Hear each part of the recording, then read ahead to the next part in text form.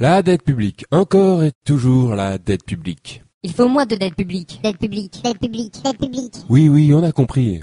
Mais en effet, il y a de quoi la prendre au sérieux, cette fameuse dette publique. Son impact est mondial, et rares sont les pays qui ne sont pas sévèrement touchés.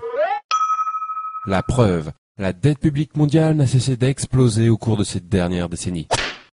Mais pourquoi autant de dettes? Que faudrait-il faire? Il faut moins de dépenses publiques. Plus de compétitivité, un plan d'austérité, tout privatiser. Oula, doucement, vous en êtes bien sûr? Déjà, comment expliquez-vous que autant de pays soient endettés à ce point-là? C'est bizarre quand même. Et pourquoi ne parlez-vous pas du système des réserves fractionnaires? De la création monétaire par le crédit? Ou de l'article 123 du traité de Lisbonne?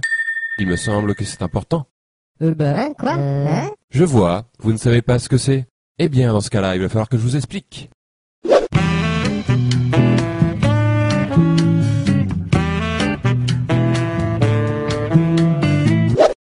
L'économie, c'est comme une baignoire. La monnaie est son eau. La règle est de la remplir avec la bonne quantité. Ni trop, ni pas assez. Quand une économie est en croissance, c'est comme si la baignoire grossissait. Il faut donc rajouter de l'eau, c'est-à-dire créer de la monnaie. Donc une première question s'impose.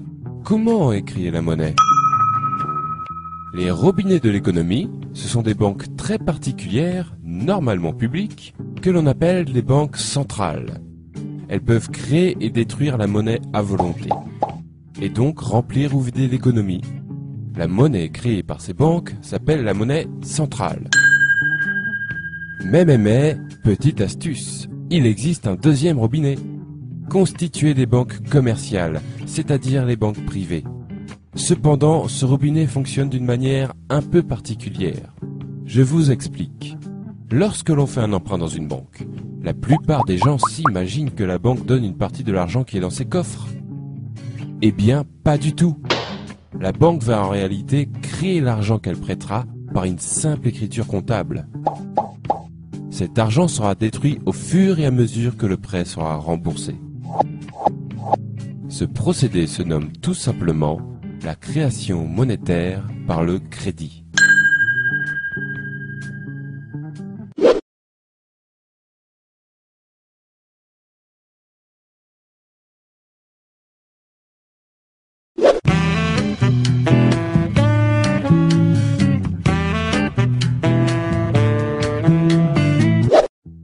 Pour savoir lequel de ces deux robinets coule le plus fort, il faut connaître les règles qui permettent de les tourner.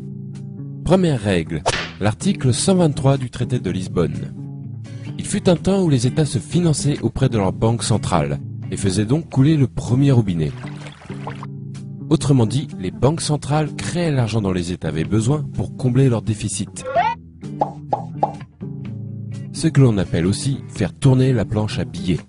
Mais l'abus de cette pratique à des fins généralement électorales provoquait par moments une inflation importante. C'est pourquoi, depuis les années 70, influencés par le monde financier, les États s'interdirent le recours aux banques centrales. Cette interdiction existe toujours et est aujourd'hui visible dans le traité de Lisbonne, signé par tous les membres de l'Union européenne, sous l'article 123. Les États ne peuvent donc plus faire couler le premier robinet. Ils utilisent alors le second. Cela veut dire que pour combler leur déficit, les États font désormais des emprunts auprès du marché financier, et plus particulièrement auprès des banques commerciales. Deuxième règle, les réserves fractionnaires. Tout comme les États, les ménages et les entreprises font aussi leurs emprunts auprès du marché financier.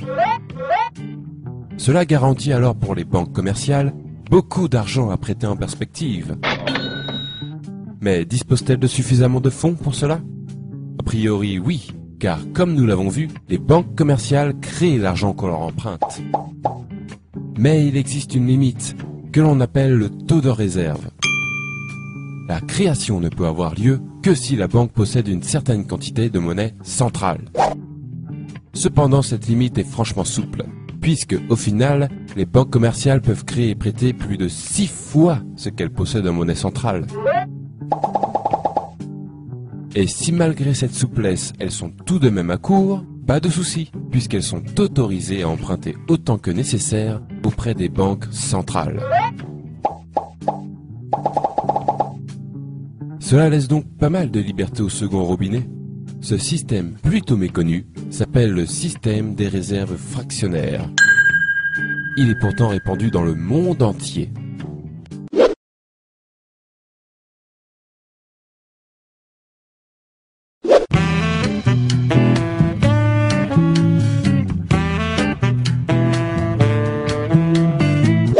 Trêve de robinetterie, revenons à la baignoire.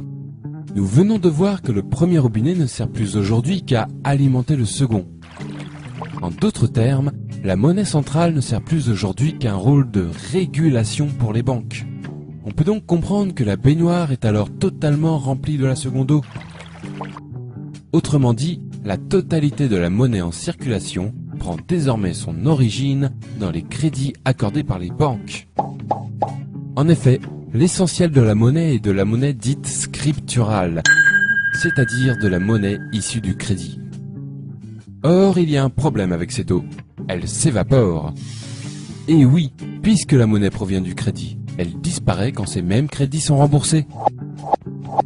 Il faut donc sans arrêt refaire couler le second robinet pour garder la baignoire pleine. C'est-à-dire que les États, les ménages et les entreprises doivent sans cesse emprunter auprès des banques pour que l'économie fonctionne.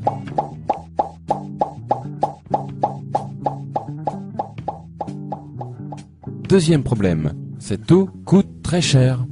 En effet, les crédits accordés par les banques s'accompagnent d'un taux d'intérêt servant à rémunérer la banque. Il faut par conséquent payer perpétuellement des intérêts sur cette monnaie scripturale qui remplit l'économie. Et je peux vous le dire, cela représente un sacré pactole pour les banques et leurs créanciers. Et un sacré manque à gagner pour tous les autres. On va voir combien ces fameux intérêts peuvent coûter avec un exemple concret. L'énorme dette publique française. Respectant les règles qui ont été décrites, l'État français ne fait plus appel à sa banque centrale et paye donc des intérêts depuis 1973. Lorsque l'on somme ce qui a été payé en intérêts seul depuis cette date, on obtient le nombre remarquable de 1400 milliards d'euros. Pourquoi remarquable? Parce qu'il est très proche d'une autre somme, la dette publique française actuelle, qui a augmenté sur cette même période de 1350 milliards d'euros. En clair, ce qui fait grossir la dette, ce sont tout simplement les intérêts de cette même dette. Et n'oublions pas qu'il ne s'agit ici que de la dette publique. La dette des entreprises commerciales françaises, par exemple, elle, est aujourd'hui de 7000 milliards d'euros. Les raisons d'un tel florilège de dettes publiques et privées partout dans le monde sont maintenant plus claires. En effet, une grande partie des pays de la planète baignent dans le même bain, à devoir faire des emprunts et payer des intérêts pour faire fonctionner leur économie. Pour rembourser ces emprunts et ces intérêts, il faut faire d'autres emprunts plus importants, qui amèneront d'autres intérêts plus importants aussi. On aboutit donc de cette manière à une dette qui se nourrit d'elle-même, et grossit, grossit, grossit, inévitablement.